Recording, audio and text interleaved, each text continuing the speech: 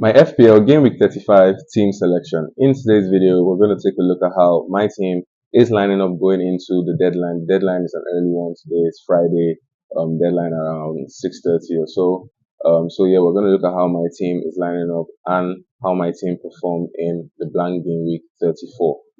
In blank game week 34, my team scored a total of 79 points. In goal, I had sales. As we all know, I used my free hits in game week 34 to do a little bit of restructuring just because I had a lot of players that were blanking from my team going into that game week. So in goal, I had Marcel's. They played their game against Brentford on Thursday. It was a game that I didn't expect to go the way it did. Brentford got the win 2-0 against Nottingham Forest. I really expected something from Nottingham Forest in that game. No clean sheet for Sales, just a 1 point from him. In my defense, I had Semedo who returned a clean sheet for me, 6 points in the game against Leicester over the weekend. Trippier, a beautiful point haul, returned 2 assists and a clean sheet. Also got 3 bonus points in that game to return 15 points for me as my second defender. And we have Ednuri who got an assist and clean sheet with 2 bonus points in the game against Leicester to return 11 points for me. Moving on to my midfield, I had Musala who was my captain. We saw them clinch the Premier League title for the second time in 5 years. He got the fourth goal of the game to reward his, faithful captainers in that game against Tottenham over the weekend. Returned 16 points for me as my captain. My second midfielder was Clivert. Unfortunately, he picked up a yellow card in that game against Manchester United. Also got subbed off just right about after the 60-minute mark or something. I also went for Barnes over Murphy, which actually really hurt my. The point difference wasn't so much, but could have done with the assist, right? Murphy got an assist. Barnes ended up blanking, got just the 3 points.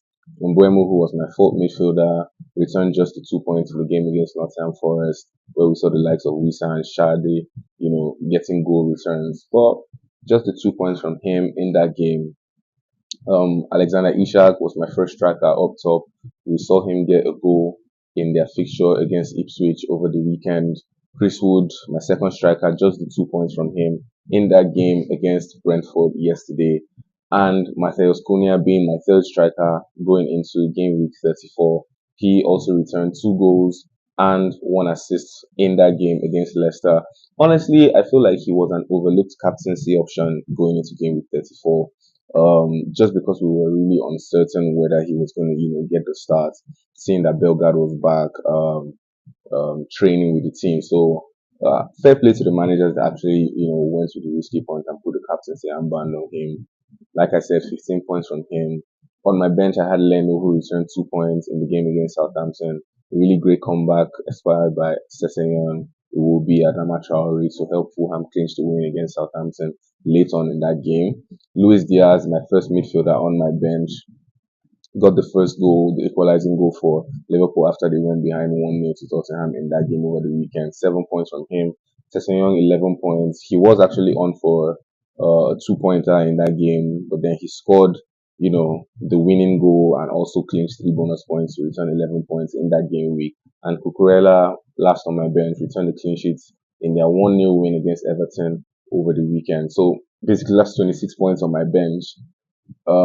Honestly, this is what a bench boost should like. This is what a bench should look like during a bench boost, but fortunately, it is what it is. So 79 points in my team overall. A green arrow, but a slight drop from 193, to 196k, but still really a decent free hit team. All things being considered. I also missed out on the Jose Sa train just because I decided to go for double wolves, outfield players, just hoping for maybe a couple of goal returns from Nelson Semedo as well as Aiden But fair enough. Like I said, 79 points. Still a few positives to take in remaining games of the season. So let's just look at how my team has shaped up as we go into game week 35 deadline. Currently, my team, I have Alisson Becker in goal. He's going away to Chelsea. We know that Liverpool have clinched the Premier League title, so we may see a couple of rotations going into this particular game.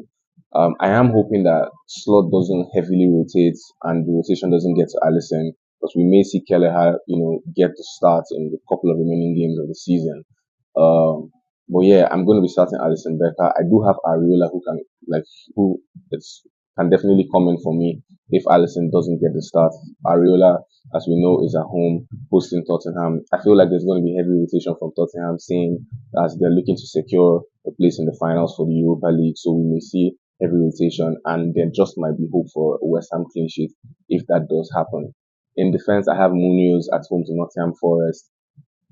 Crystal Palace are a they're a great force to be reckoned with when they are home. Although Nottingham Forest are fighting for Champions League spots, I feel like it's going to be a tough game. We saw Crystal Palace hold Arsenal to a draw, a 2-2 draw over the weekend.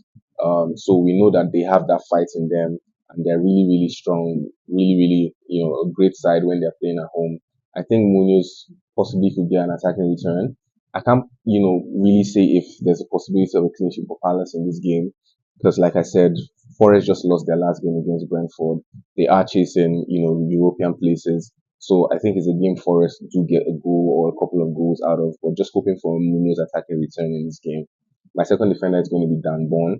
I'm going to be benching most of my Arsenal assets going into this game week. Um, right now they just started just for the aesthetics, but I am going to be benching them because I feel like Arteta is going to rotate heavily going into ahead of their tie against PSG for the second leg. So I don't think Timber or Saka will start in my team. They are just there as placeholders for now. But I am going to be replacing them with my Newcastle assets who I have on my bench. Dan Bond is going to be my second defender. Away to Brighton.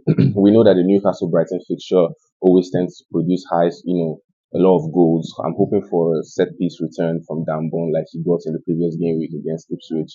My third defender is Milenkovic, away to Crystal Palace. Like I said, Forest haven't really been a terrific side in terms of clean sheets of late, but they are chasing European places. Milenkovic is, I think he's the top three highest scoring defenders for Nottingham Forest this season. There is a slight possibility of an attacking return for him in this game week, so he's my third defender. In my midfield, I have Morgan Rogers, who's hosting Fulham. Villa are also one of the sides chasing European places. He is nailed on minutes in the Villa squad. With Rashford out, we don't know whether the penalty duties will fall finally to him. He has also been a terrific wildcard to own, amongst players that like budget owned players this season. So he's going to be my first midfielder. Mbeumo is going to be my second midfielder. I'm going to bring in Mbeumo in place of Ismail Assar going into this game just to attack that Manchester United fixture. Brentford are at home. Mbeumo has a terrific home record. We know Manchester United may, likely do some rotation just to, rest players going into the second leg of the Europa League game. So I'm going to get Mbeumo in my team as my second midfielder. My third midfielder is going to be Mohamed Salah. I don't think he gets rotated in the game against Chelsea. He still has the individual awards that he's chasing, the Golden Boot, looks like it's already sealed, but he may still be looking at breaking the assist record. So I think Slot gives him a start in that game. Jacob Murphy, like I said, will come in for Saka and start for me away to Brighton. He has been in terrific form for Newcastle. I think he has returned in his last five or in his last four for Newcastle so far. So he's going to be my fourth midfielder going into the game with 35. Up top, I have Mateta at home to Nottingham Forest. We've seen that, Mateta, he has been on shaky form since coming back from injury. He's just got I think, a couple of goals. He got a goal against Arsenal, got a goal game after when he returned from injury. So he still has that bit of magic in him. I think Nottingham Forest may be a game he actually gets something out of. Yeah, Isak is my second attacker and most likely my captain going into this game week. He is away to Brighton. And like I said, we know that the Newcastle and Brighton game most likely produces a lot of goals. So my captaincy is going to be on him. And Mamouche is my third attacker. We've seen that most of the goals, if not all the goals that he has scored in the Premier League so far this season for Manchester City have come at home. They're playing at home to a Wolverhampton side who have actually been on terrific form, 6 wins out of 6 in their last ball. City are pursuing, fighting for European places as well. I think City gets the win.